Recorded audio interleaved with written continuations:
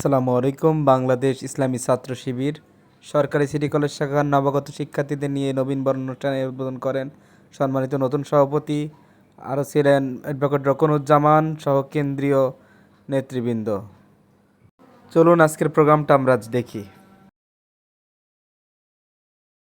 শিবির যশোর সরকারি city college কর্তৃক আয়োজিত আজকের এই সম্মান প্রথম বর্ষের নবীন ভাই ও বোনদের নিয়ে নবীন বরণ 2025 আগত সকল শিক্ষার্থী মেহমান সকলকে শুরুতেই রাসূলের শেখানো কালাম আসসালামু আলাইকুম ওয়া রাহমাতুল্লাহি ওয়া বারাকাতুহু। ওয়ালাইকুম আসসালাম। ইসলামী ছাত্র শিবিরের রীতি ও নীতিগত ঐতিহ্য ইতিহাসের ধারক ও বাহক সকল প্রোগ্রাম অনুষ্ঠানীতে শুরুতেই পবিত্র কোরআন তেলাওয়াত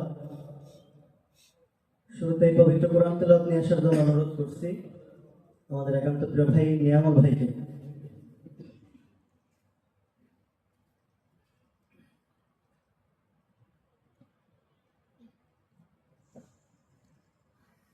السلام عليكم ورحمة الله وبركاته.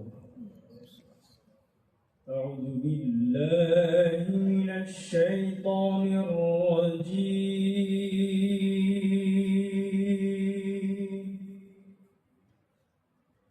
بسم الله الرحمن على جبل لرأيته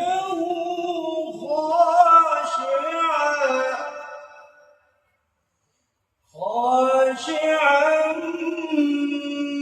متصدعا من خشية الله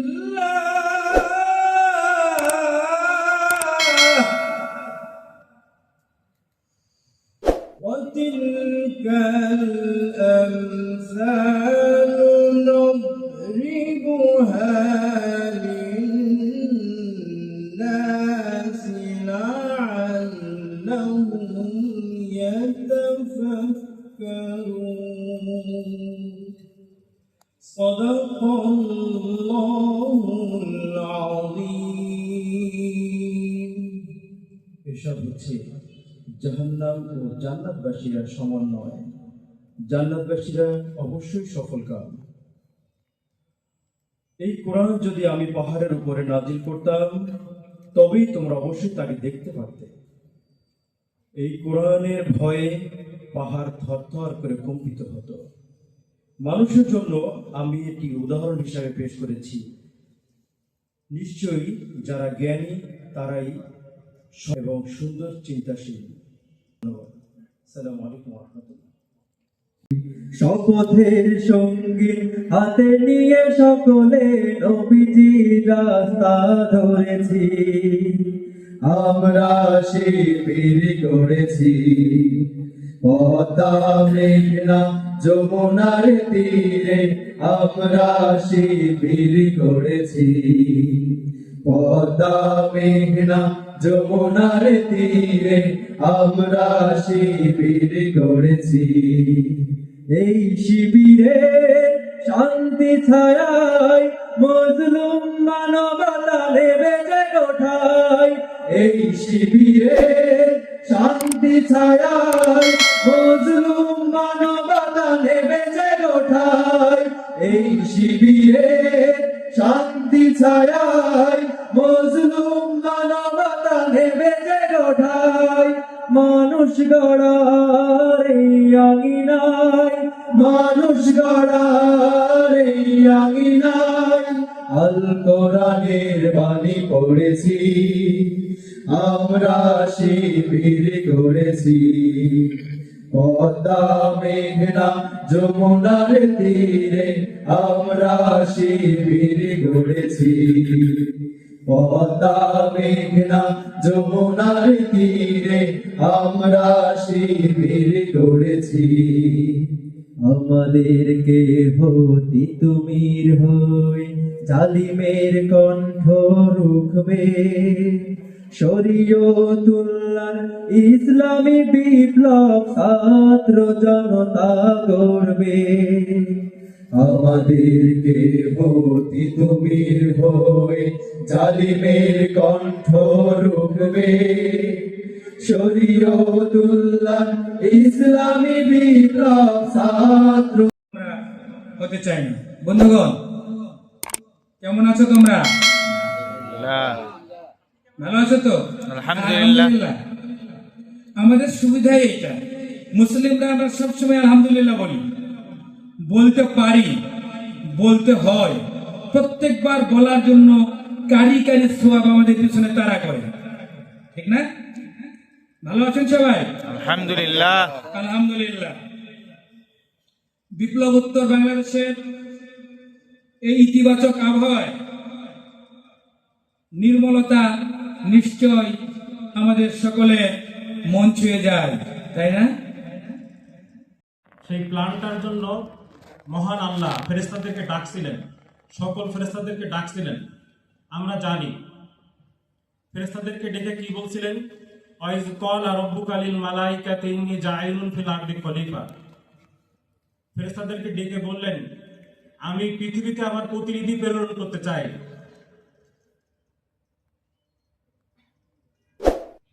ফেরেশতারা বললেন, ক্বালু আতাজালু ফিহা মা ইফসিদু ফিহা ওয়া ইয়াসফিকু দিমা। হে আল্লাহ, আপনি কেন তাদেরকে পাঠাবেন পৃথিবীতে? তারা পৃথিবীতে গেলে কি করবে? বিপর্যয় সৃষ্টি করবে। মানুষ কি করবে? বিপর্যয় সৃষ্টি করবে, একে অপরের সাথে হানাহানি করবে, রক্তপাত করবে। ফেরেশতারা থামলেন না। অনাহনু নুসাব্বিহু ওয়া নুকাদ্দিসু লাক। তারা বললেন, আমরা তো আপনার ইবাদত বন্দেগী করি, আপনার গুণগান করি, আপনার প্রশংসা করি। তখন আল্লাহ বললেন, ইন্নী আলামু মা লা তা'লামুন। আমি যা জানি তোমরা তা জানো না। আমরা মানুষ সৃষ্টির শ্রেষ্ঠ জীব হিসেবে আমরা এখানে উপস্থিত হতে পেরেছি। মহান আল্লাহ আমাদেরকে সৃষ্টির মধ্যে বাছাই করে নিয়েছেন। আমরা বাছাই করে নিয়েছেন। সেই বাছাইয়ের অংশ হিসেবে আমরা মায়ের গর্ভেও প্রতিযোগিতা করে আমরা সেখানে বিজয়ী হয়ে এসেছি পৃথিবীতে। এজন্য আমরা এই দুনিয়াতেও যেন বিজয়ীর ভূমিকা পালন করতে পারি। আমাদের এই জীবনের মাধ্যমে আমরা এই তরুণ বয়সে একদিকে যেমন আমরা একদম গহীন পাপে লিপ্ত হতে পারি, ঠিক তেমনি আমাদের পরিশ্রম, সময়, মেধা দিয়ে আমরা আমাদের সম্মানের স্বর্ণ শিখরে আল্লাহ রাব্বুল আলামিন তুলতে পারেন। আমরা এই তরুণ বয়সে আল্লাহ সবথেকে এই তরুণদের প্রচেষ্টাকে কবুল করেন, তরুণদের নৈতিক প্রচেষ্টাকে রাসূল পছন্দ করেন।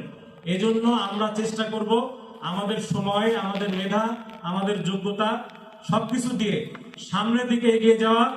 এবং ইসলামী ছাত্র শিবির আপনাদেরকে যে আহ্বান জানাচ্ছে, মুক্তির পয়গাম দিচ্ছে, আমরা কি চাই, কেন চাই, কিভাবে চাই, এটি আমরা জানবো, আমরা আমাদের মুক্তির মঞ্জিলে পৌঁছাবো। ইসলামী ছাত্র শিবিরের এই আহ্বানে আমরা সবাই সাড়া দিব এবং আমাদের যোগ্যতাকে আরো বেশি প্রস্ফুটিত করব। মাধ্যম হিসেবে ইসলামী ছাত্র শিবির আপনাদের পাশে সবসময় থাকবে, ছিল, আগামীতেও থাকবে ইনশাল্লাহ। আল্লাহ রাব্বুল আলামিন ইসলামী ছাত্র শিবিরের এই ছায়াতলে তরুণ যুবকদের আসার এবং এখানে আরো সংগঠিত হওয়ার আহ্বান জানিয়ে আমি আমার সংক্ষিপ্ত কথা শেষ করছি। আসসালামু আলাইকুম ওয়া রাহমাতুল্লাহ। শ্রীলঙ্কা পাঠায়, মালদ্বীপ পাঠায়। আমাদের পড়াশোনা চাইতে ভুটানের পড়াশোনার মান অনেক বেশি ভালো। আমাদের পড়াশোনা চাইতে মালদ্বীপের মান অনেক বেশি ভালো, নেপালের মান অনেক বেশি ভালো। আমি যদি আপনাদেরকে বলি, আপনারা দেখবেন দেখা, যেহেতু সময় কম আজকে লম্বা আলোচনা করার সুযোগ আমার হবে না, আদান হয়ে যাবে এখন একটু পরে। আপনারা খেয়াল করে দেখবেন যে শিক্ষার মান পৃথিবীতে সবচেয়ে ভালো পড়াশোনা করে কোন দেশে আপনারা জানেন? ফিনল্যান্ডে পড়াশোনা করা সবচেয়ে ভালো। সেকেন্ড সিঙ্গাপুর, পাশের দেশ, ছোট্ট একটি দেশ, সিঙ্গাপুর পড়াশোনা করা হয়। এইভাবে ইউরোপীয় কান্ট্রিগুলোর মধ্যে এখন মালয়েশিয়া যুক্ত হচ্ছে এখানে এরকম মান একটা হচ্ছে স্ট্যান্ডার্ড 100-এর মধ্যে। দেখা যায় যে এই 100-এর মধ্যে শ্রীলঙ্কার মান হচ্ছে 21.03%, ইন্ডিয়ার মান হচ্ছে 20.83%, পাকিস্তানের মান হচ্ছে 11.53% 100-এর মধ্যে, আর আমাদের মান হচ্ছে 2.83% 100-এর মধ্যে। এবং এটা lower the Nepal and Bhutan, তা হচ্ছে অনেক বেশি কম আমাদের এখানে। তো আপনি যে শিক্ষা ব্যবস্থা পড়াশোনা করছেন, ফলাফলটা আলটিমেটলি কি দেখেন, পৃথিবীতে কোনো দেশ আপনাকে স্কলারশিপ দেয় না। আপনি অ্যাপ্লাই করেন নরওয়ে ইউনিভার্সিটি, অস্ট্রেলিয়া যান, টরন্টো কানাডা অ্যাপ্লাই করেন, টোকিও ইউনিভার্সিটি জাপানে আপনি অ্যাপ্লাই করেন, আপনাকে গুরুত্ব দিব না। দেখবে আপনার আর্টিকেল আছে কিনা, আপনি আইএলটিএস কত পেয়েছেন, জিআরই স্কোর আপনার আছে কিনা, বুঝতে পেরেছেন? এগুলো দেখার পরে আর্টিকেলটা আপনাকে দেওয়া হবে। অর্থাৎ যে ব্যবস্থা আপনি পড়াশোনা করে গড়ে উঠছেন, এটাকে পৃথিবীর কোনো অ্যাকসেপ্ট করে না, ভালো মনে করে না। এই জন্য দায়ী আমাদের পড়াশোনা নষ্টের জন্য দায়ী ব্রিটিশরা, এখানে দায়ী। এই ব্রিটিশরা আলটিমেটলি এই যে আপনাদের এখানে পাশের college college, Michael Madhusudan college, ঠিক না? 1941 তৈরি হয়েছে। আমি দেখলাম মনে সম্ভবত এরকম সময় 1941 এটা তৈরি করেছে ব্রিটিশ জমিদাররা, অর্থাৎ যে সমস্ত জমিদাররা ব্রিটিশদের প্রসামতি করতে তারা তৈরি করেছে এটা। পাশে কলেজ হচ্ছে খুলনা কলেজ, আপনার খুলনা হচ্ছে বিএল কলেজ, না খুলনা বিএল কলেজ, আপনি খেয়াল করে দেখবেন এই খুলনা বিএল কলেজ তৈরি হয়েছে আপনার সম্ভবত আরো অনেক বছর আগে, 90s এর কাছাকাছি, 1902 সালের দিকে মনে হবে সম্ভবত, দেখলাম। তো এই কলেজগুলো তৈরি করা হচ্ছে কেন জানেন? আমাদেরকে মুসলমানদেরকে শিক্ষিত করার জন্য নয়, বরঞ্চ আধুনিক শিক্ষা থেকে, ধর্মীয় শিক্ষা থেকে বের করে এনে তাদের গোলাম বানানোর জন্য তৈরি করা হচ্ছে। এবং ইংরেজরা ঘোষণা দিয়েছিল যে সমস্ত হিন্দু জমিদার তোমাদের এলাকাতে তোমরা কলেজ তৈরি করতে পারবে, তোমাদের ট্যাক্স আমি মকুব করে দেব। লর্ড ক্লাইভ ঘোষণা দিয়েছিল, তার আলোকে আলটিমেটলি এগুলো তারা তৈরি করেছে গ্রাজুয়ালি। এই যে কারমাইকেল কলেজ রংপুর, তারপর ঢাকা কলেজ 1841 ঢাকা তৈরি হয়েছে, রাজশাহী কলেজ 1873 তৈরি করা হয়েছে। এগুলো তৈরি করার উদ্দেশ্যে আমাদেরকে শিক্ষিত করানো হয়। তারা চাচ্ছিল তাদের ইস্ট ইন্ডিয়া কোম্পানিগুলো কেমনে রান করানো সম্ভব, কেমনে ফর্ম করা সম্ভব, এই জন্য আমাদের চাকর প্রয়োজন, যারা এখানে টেবিলে বসে শুধুমাত্র কলম ঘুরাবে, আমার বেতন নেবে, তারা কোনো শিক্ষিত হবে না ভালো মানে। কেন করেছিল জানেন ব্রিটিশের কাজটা? তারা যখন প্রথম এদেশে আসে, এসে দেখে কিছু লোক এই ব্রিটিশ যে জুলুমকে তারা মেনে নিচ্ছে না। তারা দেখলো তারা হচ্ছে মুসলমান, তারা হাজির শরীয়তুল্লাহ মিনিসের নেতৃত্ব মেয়ে দেখলো টিপু সুলতান, তারা প্রথম অস্ত্র ধরেছিল। তখন বলো এই মুসলমান এই শক্তি পায় থেকে, আমাদের এত অস্ত্র, এত শস্ত্র, এত ম্যান পাওয়ার, মুসলমানদের হাতে কিছু নাই, তারা শক্তি কোথায় পায়? তারা দেখলো মুসলমানরা পড়াশোনা করে আসলে কোথায়। তারা খেয়াল করে দেখলো মুসলমানরা এমন এক জায়গায় পড়াশোনা করে, মাদ্রাসায়, দারাজবাড়ি মাদ্রাসা, সেটা চাপানগঞ্জ দেখবেন ধ্বংসাবশেষ হয়ে গেছে এখন। সেখানে ফিজিক্স, কেমিস্ট্রি, বায়োলজি, কোরআন, ফিকহ, সুন্নাহ সব পড়ানো একসাথে। তাই একদিকে ভালো মেধাবী হয়, ভালো মুসলিম হয়, ভালো শক্তিশালী পুরুষ হয় একসাথে। তখন চিন্তা করবো ব্রিটিশরা, যদি আমরা এই অঞ্চলে শাসন করতে চাই, তাহলে সবার আগে এই সিস্টেম চেঞ্জ করতে হবে। মুসলমানদেরকে এই সমস্ত জায়গায় পড়াশোনা বন্ধ করে দিতে হবে, নাহলে এদের উপরে ঘাটের মধ্যে কখনো আমরা কাটাল দিয়ে খেতে পারবো না। এই জন্য তারা প্ল্যান করে ঘোষণা করলো, যারা যারা তোমরা এই সমস্ত কলেজে পড়াশোনা করবা, Rajshahi college, Dhaka college, BL college, BM college, college, Carmichael college, তোমরা যারা পড়াশোনা করবে এদেরকে আমরা ভালো চাকরি দেবো টাকার বিনিময়ে। মুসলমানরা টাকার লোভে আস্তে করে সেখান থেকে বের হয়ে আসলো, আর অধঃপতন শুরু হয়ে গেল। বুঝতে পেরেছেন? এখান থেকে আলটিমেটলি আমাদের শুরু। পর্তুগিজ ব্যবসায়ী ফ্রান্সিস নাম আপনারা শুনবেন, ইতিহাসে দেখবেন আপনারা।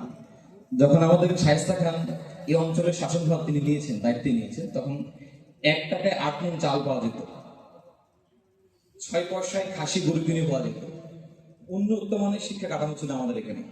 তখন তিনি এসে বলেছিলেন একটা কথা, যে পৃথিবীর সবচেয়ে ভালো শহরের নাম হচ্ছে সমরকন্দ, বাগদাদ, আর দ্বিতীয় শহর হচ্ছে ঢাকা, পৃথিবীর মধ্যে সবচেয়ে ভালো শহর, যেখানে কম টাকায় উন্নত জীবনযাপনের মান পাওয়া যায়, ভালো শিক্ষা ব্যবস্থা সেখানে পাওয়া যায়। আমাদের এই সুন্দর দেশটাকে আস্তে আস্তে গ্রাজুয়ালি ধ্বংস করে দিয়েছে। বায়তুল হিকমা, পৃথিবীর সবচেয়ে বড় লাইব্রেরি ছিল কোথায়? বাগদাদে, ঠিক না? সমরকন্দ এখানে ছিল সবচেয়ে বড় লাইব্রেরি। ইউরোপিয়ান লোকেরা ভূমধ্য সাগর পেরিয়ে, আর্মেনিয়া পেরিয়ে এখানে এসে দেখার জন্য আসতো মুসলমানরা কেমন এত বড় লাইব্রেরি তৈরি করলো। মুসলমানদের শহর বলে রাতে আলোর মধ্যে উজ্জ্বলিত হয় শোনার কারণে। মুসলমান এত ডেভেলপ হয়ে করলো, ফিজিক্স, কেমিস্ট্রি, বায়োলজি সব আমাদের তৈরি করা, মুসলমান তৈরি করা। মুসলমানরা এগুলো কেমন করে পারবে? তারা এগুলো শেখার জন্য আসতো, এখন আমরা সেগুলো শেখার জন্য যাই। 1971 মালয়েশিয়ার প্রধানমন্ত্রী শেখ মুজিবুরকে ফোন দিয়েছিলেন, যে বলেছিলেন যে কিছু লোক আপনি আমাদের দেশ থেকে নেন, মালয়েশিয়াতে আমাদের লোকেরা খাইতে পারে না, অনেক কষ্টে আছে।